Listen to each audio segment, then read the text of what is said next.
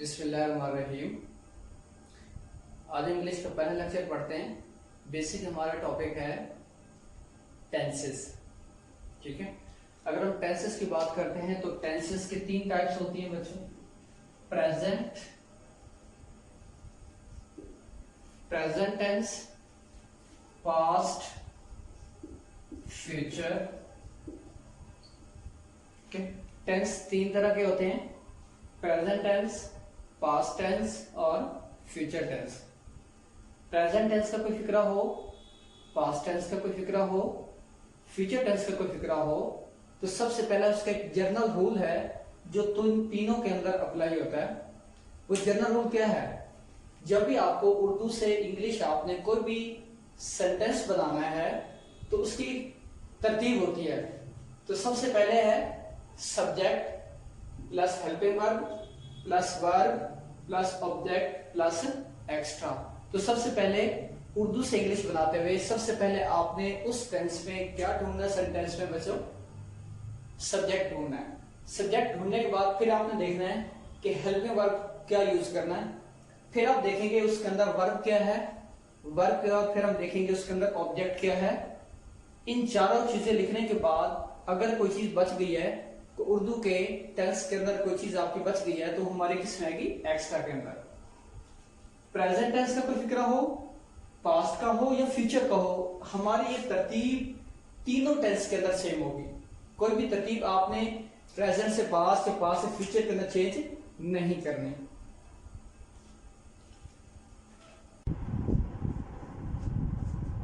आइए बच्चों, आज हम पहला टेंस करते हैं जिसे प्रेजेंट बोलते हैं।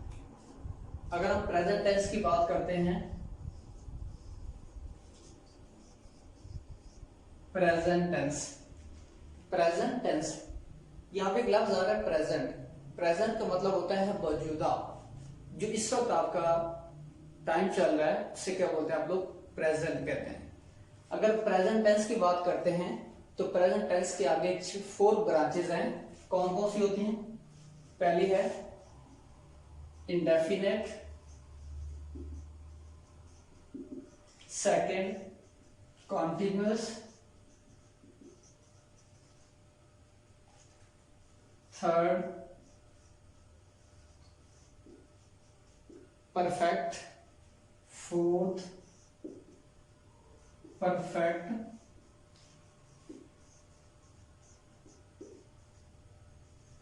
Perfect continuous. अगर हम प्रेजेंट टेंस की बात करते हैं तो उसके कितने पार्ट्स हैं, कितनी ब्रांचेस हैं, कितने पार्ट्स के अंदर इसको डिवाइड किया गया है? Present indefinite tense, present continuous tense, present perfect tense, present perfect continuous tense. ठीक है, तो इसके कितने पार्ट्स होते हैं? आपके 4 पार्ट्स होते हैं, इंडेफिनेट, कंटिन्यूअस, परफेक्ट और परफेक्ट कंटिन्यूअस। आज हम पहला इसका पार्ट पढ़ते हैं जिसका नाम है प्रेजेंट इंडेफिनेट टेंस।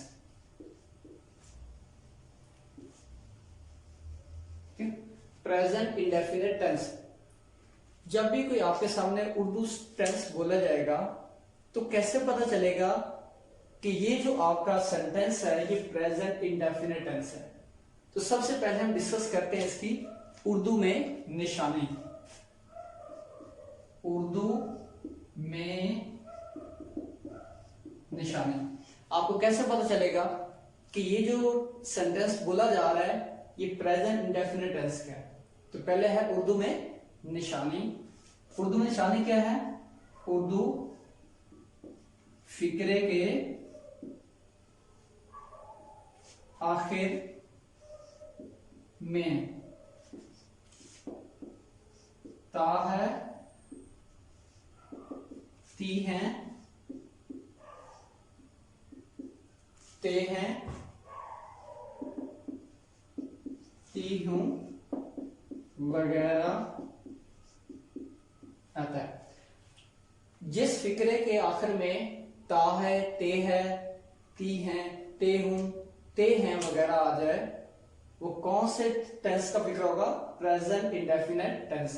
तो सबसे पहले जब भी उर्दू से इंग्लिश आपने कोई भी सेंटेंस बनाना है तो सबसे पहले आपने उसको ढूंढना है कि वो किस टेंस का फिक्र है। तो सबसे पहले हम आज डिस्कस कर रहे हैं प्रेजेंट इंडेफिनिट टेंस। तो जिस फिक्रे के आखिर में ता है, ते है, ती है, ते हूं वगैरह आ जाए, वो कौन से टेंस का फिक्र है? Present indefinite tense. मिसाल के तौर पर वो स्कूल जाता है। अगर वो स्कूल जाता है, इस मिसाल के अंदर आखिर में देखा जाए तो ता है आ गया है, तो ये ता है की वजह से ये कौन से टेंस का फिक्र है? प्रेजेंट इंडेफिनिट टेंस का। एक और एग्जांपल लेते हैं, वो लाहौर जाते हैं। अब इसमें देखें ते हैं आ गया, तो ये भी कौन से टेंस का फिक्र है? Present indefinite tense. इसी तरह एक और एग्जांपल लेते हैं, बच्चे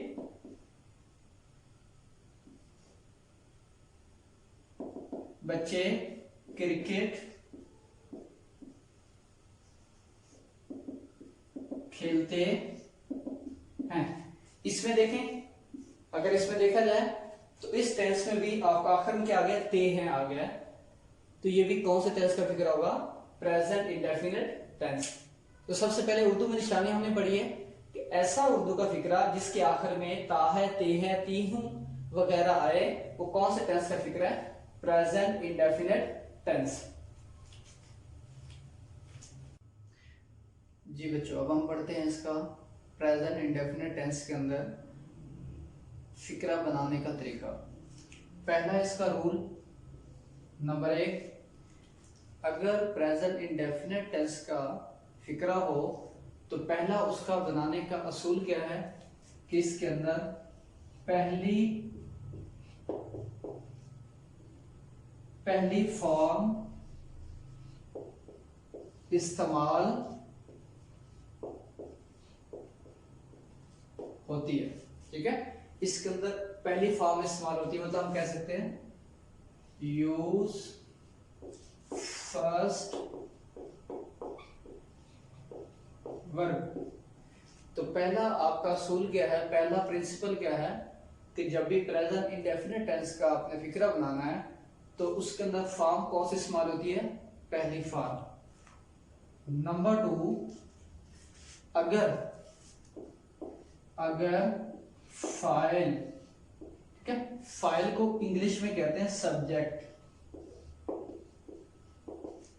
अगर फाइल मीन्स सब्जेक्ट, अगर सब्जेक्ट वाहिद हो, वाहिद मतलब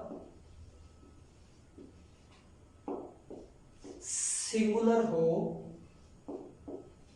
तो वर्ब के साथ एस या ईएस का इजाफा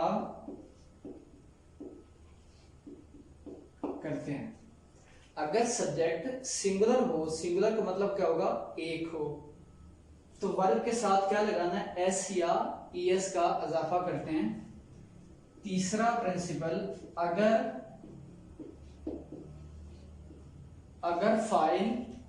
फाइल मीन सब्जेक्ट जमा हो, जमा मीन्स प्लूरल।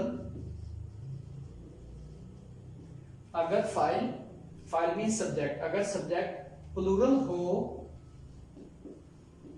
तो वर्ब के साथ एस या ईएस का इजाफा नहीं करते। अगर सब्जेक्ट प्लूरल हो, जमा में आए, उसमें वर्ब के साथ एस या ईएस का इजाफा नहीं करते। तीसरी, इसके बाद चौथा आपका जो प्रिंसिपल है, चौथा क्या है? कोई हेल्पिंग वर्ब इस्तेमाल नहीं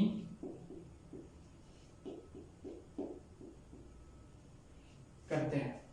तो चौथा इसका रूल है कि कोई भी हेल्पिंग वर्ब इस्तेमाल नहीं करते। बनाने का तरीका फिर हम रिपीट करते हैं। जब भी कोई भी आपने सेंटेंस बनाना हो प्रेजेंट इंडेफिनिट टेंस का, तो पहला असूल है कि पहली वर्ब इस्तेमाल करते हैं, मींस फर्स्ट वर्ब यूज करनी है। नंबर 2, अगर आपका जो सब्जेक्ट है वो सिंगुलर हो, सब्जेक्ट आपका जो काम करने वाला है वो सिंगल हो, एक हो, तो वर्ब के साथ एस या एस का इजाफा करते हैं।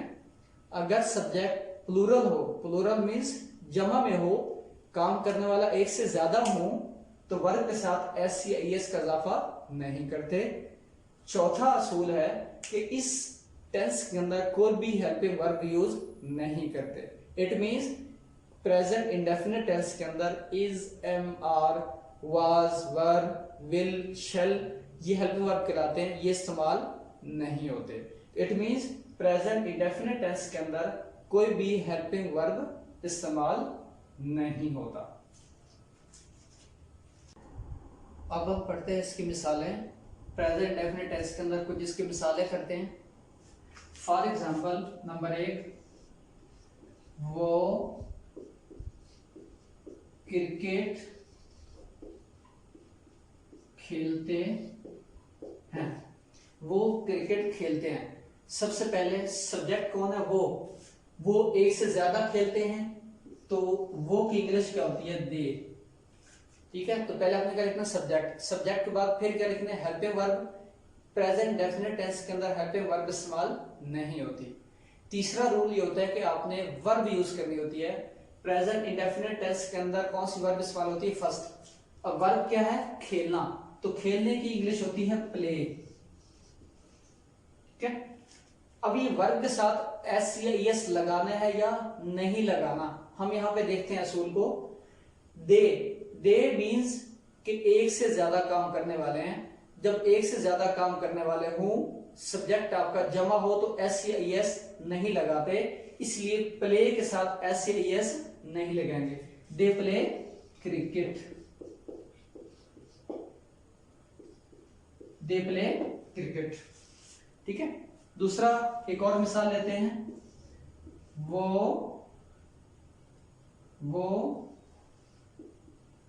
मुल्तान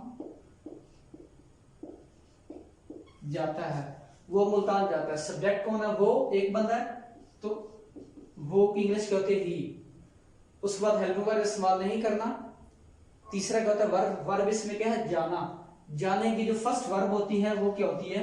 गो। अब आपने यहां पे डिसाइड करना है कि इसके साथ एस या एस लगेगा या नहीं लगेगा। यहां पे आ गया ही का मतलब क्या है? एक बंदा है। अब क्योंकि ये सब्जेक्ट सिंगल है, तो अगर सब्जेक्ट सिंगल हो तो हम वर्ब के साथ एस या एस लगाते हैं, इसीलिए अब गो के साथ क्या लिखोगे? ई एस, ये बन जाएगा he goes to Multan. He goes to Multan. ठीक है, ही गोज टू मुल्तान।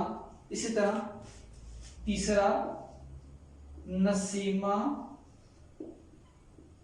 नसीमा गाना गाती है। नसीमा गाना गाती है, इसमें काम करने वाला कौन है? सब्जेक्ट नसीमा। तो सबसे पहले हम क्या लिखते हैं? सब्जेक्ट नसीमा। गाना, जो गाना होता है उसकी वर्ब होती है सिंग। क्योंकि आपने फर्स्ट वर्ब यूज करनी है, तो यहां पर लिखेंगे सिंग। अब आपने वर्ब के साथ एस या एस लगाना है या नहीं लगाना, किसको देखेंगे? सब्जेक्ट को। सब्जेक्ट यहां पे काम करने वाले कितने हैं? एक। नसीमा कितनी है जी? एक। क्योंकि यहां पे सब्जेक्ट सिंगल है, तो हम वर्ब के साथ क्या लगाएंगे? एस लगाते हैं। Nasima sings a song, sings a song. ठीक है, तो अगर यहां पे देखें, यहां पे इस फिगरे के अंदर सब्जेक्ट प्लूरल था, जमा था, तो हमने फर्स्ट वर्ब के साथ एस या एस नहीं लगाया।